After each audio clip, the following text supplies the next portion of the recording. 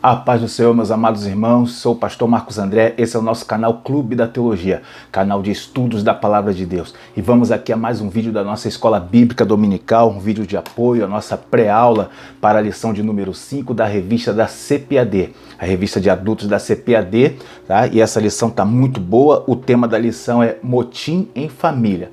O trimestre todo está falando de família, e esse é o tema da lição de número 5, tá bom? Então vamos aí, um vídeo rápido, um vídeo que para demandar pouco tempo para a gente poder ministrar esse conteúdo aqui. E eu peço que você já deixe o seu like nesse vídeo, tá? E ajude aí, né? Participe aí conosco, interaja conosco, se inscreva no nosso canal, caso não seja inscrito ainda.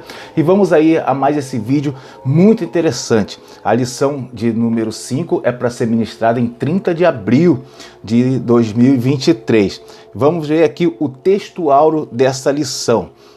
O textuário ele está em Filipenses, capítulo 2, verso 14, e diz assim, ó: fazei todas as coisas sem murmurações, nem contendas. Esse é o textuário. A gente vai ver como que é prejudicial a murmuração dentro de nossas casas, dentro da igreja. A lição vai falar disso aqui. Esse vídeo aqui é para você que é professor, para você que é aluno, poder estar aí pegando uns conteúdos interessantes aí para uma excelente aula. Você que é professor principalmente, vai poder ministrar uma aula aí de mais qualidade. Essa é a ideia desse trabalho. Vamos na verdade prática? Diz assim a verdade prática: das murmurações derivam as contendas, por isso devemos evitá-las em nossa família, tá? O trimestre está falando de família, então aqui o objetivo é mais para a família. Evitando esse problema na família, evita também na igreja. Amém? Vamos lá então. Na introdução, a gente tem aqui, ó. Bom, o texto, você viu no texto, na leitura bíblica em classe, aqui está falando da murmuração de Arão e Miriam contra Moisés, né? Contra a liderança de Moisés. E a gente vai ver que isso também se aplica para os dias de hoje. Vamos aí no primeiro parágrafo dessa introdução. Ó, nesta lição estudaremos o motim formado por Miriam e Arão contra a liderança de Moisés. Tá? Veremos que esse motim foi em família, pois Moisés, Miriam e Arão eram irmãos. Tá? Então a gente vai ver que isso aqui, esse aspecto da lição, trata um pouco das coisas que acontecem dentro da nossa casa. A ideia é observar, né, para que isso não ocorra nos nossos lares, porque se isso ocorrer vai afetar diretamente a nossa igreja. Afeta a família, afeta também a igreja. Né? Por isso aqui a lição vai tratar disso, é muito importante. Vê o terceiro parágrafo aí, ele diz assim, ó, nessa introdução: por isso aprendemos que é prudente evitar as contendas familiares, para que a paz e a harmonia reine entre os santos, tá bom? Isso aqui a ideia principal é corrigir o problema na nossa casa, para evitar que o problema passe para o nosso ministério, né? Então isso aqui a gente vai ver, um dos aspectos aqui é que essas murmurações, elas têm que ser evitadas dentro das nossas casas, principalmente aquelas que se referem à igreja. Você deve saber que às vezes dentro do seu lar vai ter uma reclamação de um filho, vai ter uma reclamação até às vezes do cônjuge, vai reclamar de algo que não gostou na igreja, e tudo isso aí tem que ser cortado aí nesse início, né, enquanto está no campo da reclamação. Então, para se evitar essa murmuração, tem que ter a liderança dentro da casa, tem que agir. Né? Então, a ideia é que dentro dos lares seja cortado esse tipo de murmuração contra a liderança da igreja local. A gente tem muitos casos disso aí, muitas vezes já vimos isso acontecer. Bom, observe que na leitura bíblica em classe usa uma expressão chamada vulgo, né? Fala de vulgo. Esse vulgo que está falando aí era de um povo, né, no meio do povo de Deus, que fazia a reclamação. Isso aí a gente vai ver um pouquinho mais à frente. Vamos então aqui no primeiro tópico. O tema do tópico é a influência negativa da murmuração. Então vamos ver aqui a influência negativa. Por quê, né? O que ela influencia nas nossas igrejas, na nossa vida. Vamos ver aqui no primeiro parágrafo. A palavra motim refere-se aos atos explícitos de desobediência ou uma reação negativa. Ele está falando do motim que aconteceu de Arão e Miriam, e aqui é interessante a gente observar que Moisés, dentro daquela história dessa história que está sendo estudada aqui, se refere a toda a liderança eclesiástica. É importante que você coloque dessa forma, tanto para a aula, né, como para você que está lendo o texto sagrado. Se refere à liderança eclesiástica. Então, a gente vai ver que quando se vai contra essa liderança eclesiástica, a gente está indo contra a liderança que Jesus colocou na igreja, a gente está indo contra o Senhor. Foi assim que foi visto o caso de Arão e Miriam. Foi dessa forma. Se a gente se colocar contra ele, a gente vai estar fazendo o mesmo que Arão e Miriam. Tá? Então, a ideia... Qual é o problema? O problema é a reclamação, entendeu? Ficar reclamando. Esse é o problema. Quando se tem alguma divergência no ministério, isso tem que ser tratado diretamente com a pessoa, ou com a liderança especificamente, com o pastor presidente, não sei. Mas não se deve ficar reclamando no meio do povo. Esse é o problema aqui. A lição está tratando exatamente disso, tá? E aí, com a ideia de se evitar dentro da família esse tipo de reclamação. No segundo parágrafo diz assim, é o que vemos em Números 11 e 12. Nesses capítulos há uma descrição de murmurações que culminaram na rebelião familiar contra a liderança. Aí aqui a gente vai ver que há uma diferença, né, entre a murmuração e o motim. Por quê? O motim são os atos, né, são as ações contra a liderança. E a murmuração é uma conspiração contra aquela liderança. Então tem uma diferença. A gente sabe que tanto um como o outro é pecado, os dois são pecados, mas as consequências são diferentes. Quando há murmuração, é uma consequência. Quando há o motim se rebelando, aí já é outra consequência. Claro que as consequências podem ser ruins, tanto uma como outra, mas só que sempre vai haver diferença. Uma vai ser mais grave do que a outra. E aí, então qual é a ideia? A ideia é evitar quando está ainda no campo das queixas, da reclamação, tá? Para evitar que aquela reclamação se transforme em um motim.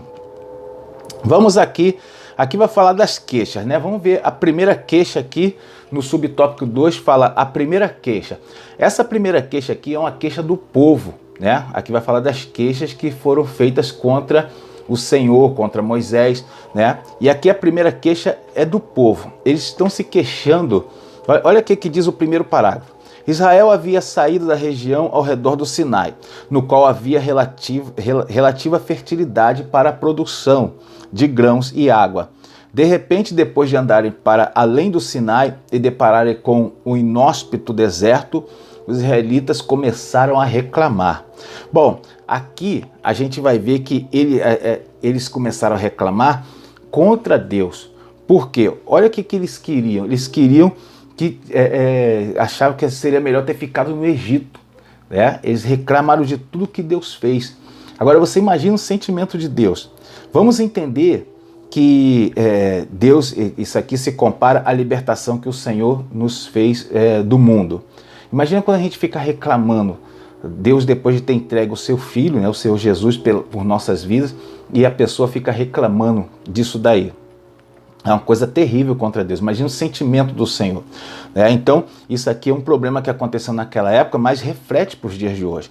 Bom, e aqui, nessa passagem de Números 11, 4 e 5, onde fala do vulgo que reclamava, era aquele povo, aqui era um povo que estava dentro da congregação, no meio do povo de Deus.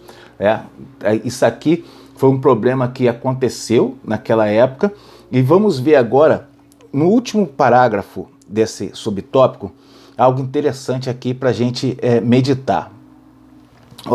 Por isso ele operou um juízo de fogo, destruindo um grupo de israelitas. Ele vai destruir aquele vulgo, né, aquele grupo de israelitas que vivia reclamando. Aqui, olha que interessante. Deus sabia que um pouco de murmuração podia contaminar toda a congregação. Então, por isso que havia necessidade de cortar, de acabar com aquela murmuração ali no início, tá? Por isso que essa lição é bom tratar em família. Por quê? Tem que evitar a murmuração quando ela começa dentro da nossa casa, tá? Para que ela não contamine o povo de Deus. Essa é a ideia principal aqui dessa lição. Vamos para o segundo tópico, o segundo subtópico. O tema desse subtópico é a segunda queixa. Aqui tem o primeiro parágrafo, diz assim, ó: após experimentar o juízo de fogo no lugar de se humilhar diante de Deus, o povo começou a murmurar contra o maná. Aí, olha só que coisa terrível. O maná era um alimento diário que vinha para o povo ali. Aí eles saíam e colhiam. Aquilo ali era um milagre que acontecia. O maná era um milagre. Todos os dias Deus deu para eles. Só que acontece, por ter todos os dias, eles começaram a se enjoar do maná. Que coisa interessante, a gente tem milagres acontecendo todos os dias na natureza, e por a gente ver todos os dias esses milagres acontecendo, muita gente começa a reclamar do Senhor. Às vezes, por exemplo, quer ver um milagre? O sol, por exemplo, todo dia o sol nasce. Isso é um milagre, é uma coisa maravilhosa, né? A chuva, tudo isso são milagres de Deus para nosso sustento. E as pessoas reclamam, né? Começam a reclamar. Por quê? Porque vê todos os dias. Só começam assim, só sentem quando perde, né? Só sentem o valor, só entende o valor disso quando perde, né? Esse é um problema. É uma coisa da natureza caída do ser humano. Vamos para o quarto subtópico. O tema desse subtópico é a terceira queixa. Aqui, vamos ver aqui o primeiro parágrafo. No capítulo 12, após todo um contexto de murmuração apresentado no capítulo 11, temos a rebelião de Miriam e Arão contra a liderança de Moisés. Aqui tem um caso específico onde os parentes, os irmãos, eles vão murmurar contra Moisés, né? Lá primeiro pelo caso da mulher cuxita, né? A gente vai ver que é muito ruim para um homem de Deus quando seus próprios familiares, aqueles que deveriam acreditar nele, começam a murmurar. Isso aqui é um ponto interessante, um ponto importante, vale a pena ser discutido isso aí na sala, na aula, porque muitos homens de Deus, eles se desanimam do evangelho quando a reclamação parte dos seus próprios parentes.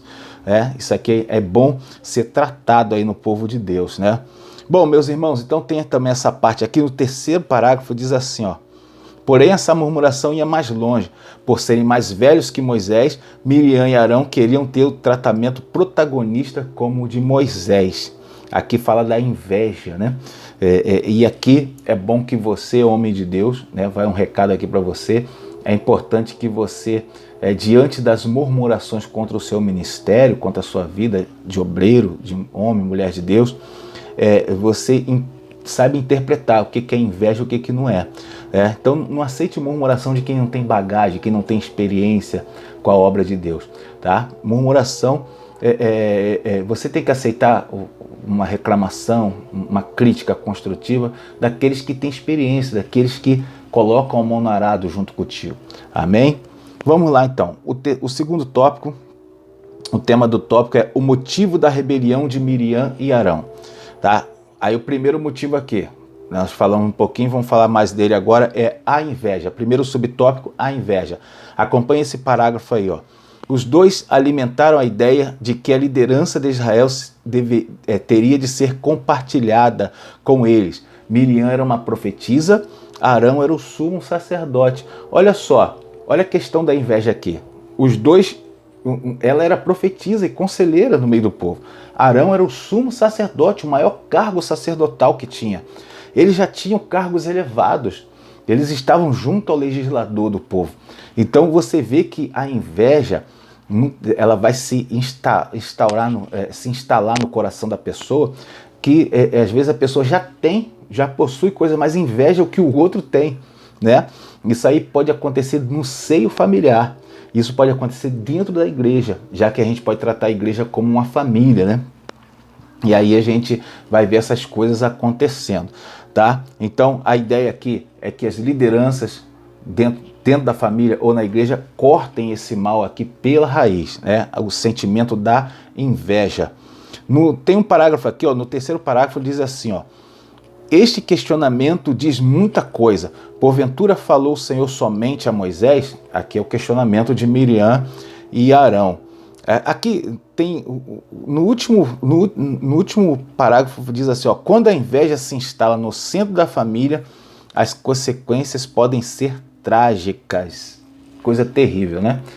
Por isso, aquela ideia de que a gente tem que, os pais devem observar a conduta dos filhos, observar a conduta deles dentro de casa e não permitir que haja esse tipo de sentimento se instalando dentro da casa, no meio dos filhos. E uma outra coisa que é importante os pais observarem, né? Não permitir que dentro da casa comece a haver murmuração, reclamação demasiada contra a igreja, contra os departamentos. Uma outra reclamação pode ter pode ter ali alguma importância, né, a fim de corrigir os problemas. Aí os pais observem isso, tá? Colham as informações, mas evitem que os filhos que comecem ali um burburinho de reclamação de filho com outro, tá? Até mesmo entre vocês, os cônjuges, tem que tomar muito esse cuidado para não influenciar os filhos, porque senão isso aqui pode destruir a vida espiritual da família, tá? Como assim destruir? Fica aquele monte de reclamação dentro da casa e os filhos vão perder o interesse pela igreja. Isso aí acontece, né? Bom, continuando, vamos para o subtópico 2. O tema é: o motim familiar promove dissabores e ofensas. Aqui eu quero falar para os irmãos o seguinte. Aqui, o primeiro parágrafo. Embora Miriam exercesse um papel importante entre o povo como profetisa e conselheira, ela não poderia voltar-se contra Moisés. Então aqui vai ser uma briga, uma contenda dentro da liderança, tá? E aqui a gente vai entender que dentro das nossas igrejas podem acontecer problemas dentro das lideranças. Ou seja, os líderes, seja pastor, dirigente, né, coordenadores, líderes de departamento, não se entenderem. Eles podem, de repente, pensar diferentes, né, ter pensamentos e convicções diferentes. Eles vão ter que se ajustar para evitar que ocorra esse tipo de desavença entre eles e com isso o povo seja afetado. O meu eu, ele tem que ser retirado um pouco aí de questão para poder poder a igreja funcionar. Eu posso de repente não concordar com o meu pastor dirigente, o meu pastor presidente, mas eu não posso fazer isso abertamente no meio do povo. Eu tenho que ir, se eu não concordar com ele alguma coisa e isso afetar a nossa vida ministerial, eu devo ir pessoalmente no gabinete e falar com ele, conversar com ele, tal atitude não concordei, não sei o que, essas coisas, para ser ajustado, tá? Não ficar reclamando com o obreiro A, obreiro B, falar com não sei quem, ou ficar dentro da casa comentando na frente dos filhos. Esse tipo de atitude é que tem que ser evitado. Se você pensa diferente do seu líder e você vê que isso não está atrapalhando a sua vida ministerial, o trabalho da igreja, amém, dá para ir levando. Se você pensa diferente, isso não está insustentável, né, se reúna com ele e coloque às claras a situação para poder se ajustar. A igreja não pode sofrer por conta disso. Vamos lá então, continuando aqui, vamos para o próximo tópico. Moisés, um homem manso e humilde. A gente vai ver aqui, o primeiro subtópico é mais manso que havia na terra. A gente vai ver aqui no segundo parágrafo, ele fala assim, no Sermão do Monte, Jesus disse, bem-aventurados mansos, porque eles herdarão a terra. Quando fala herdarão a terra, se refere à terra prometida, né? Bom, aqui a gente vai ver que essas atitudes, né, de mansidão, elas são importantes para quem exerce liderança. Isso aqui foi, né, o Senhor Jesus deixou bem claro, e o próprio Senhor Jesus falou em Mateus 11, 29, aprendei tomai sobre vós o meu jugo e aprendei de mim que sou manso e humilde de coração. Ou seja, para que a gente possa exercer uma boa liderança, a gente tem que ter essas características de Jesus, as características de Moisés, que é um tipo de Cristo, né? Ou seja, para a gente exercer a função de Jesus, que é liderar. Jesus lidera toda a igreja e às vezes a gente vai ter que ter função de liderança em algum cargo, né? Ou num departamento, ou numa igreja local, um ponto de pregação, que seja. Sempre há um nível de liderança para ser aí trabalhado. Bom, vamos aqui vou pular aqui o segundo parágrafo, o segundo subtópico, tá? Que é o fardo de uma liderança. Aqui vai falar que Deus ele divide, né, a carga espiritual de Moisés sobre os 70 anciãos. Isso aqui é muito legal, tá? Eu não vou ler aqui esse parágrafo desse subtópico, mas é muito interessante, né? Deus divide entre eles ali, entre 70 anciãos, para que não fique toda a carga espiritual sobre Moisés. Toda vez que se consultava, se queria ouvir algo da parte de Deus, era sobre Moisés que ia, né? Aí ficou muito pesado para ele esse cargo. Vamos para o terceiro subtópico, a punição de Miriam e Arão. Bom, aqui é o seguinte, no primeiro parágrafo diz assim, ó, a rebelião provocada pela inveja de Miriam e de Arão contra a liderança de Moisés acendeu a ira do Senhor. Por isso eles foram convocados juntamente com Moisés para fora da tenda. Aqui, irmãos, preste bastante atenção. Eles achavam que eles tinham o mesmo nível que Moisés, mesmo nível espiritual, mesmo nível de liderança. Eles achavam que eles tinham que ter o mesmo tratamento. Aí Deus convoca eles para fora da tenda ali.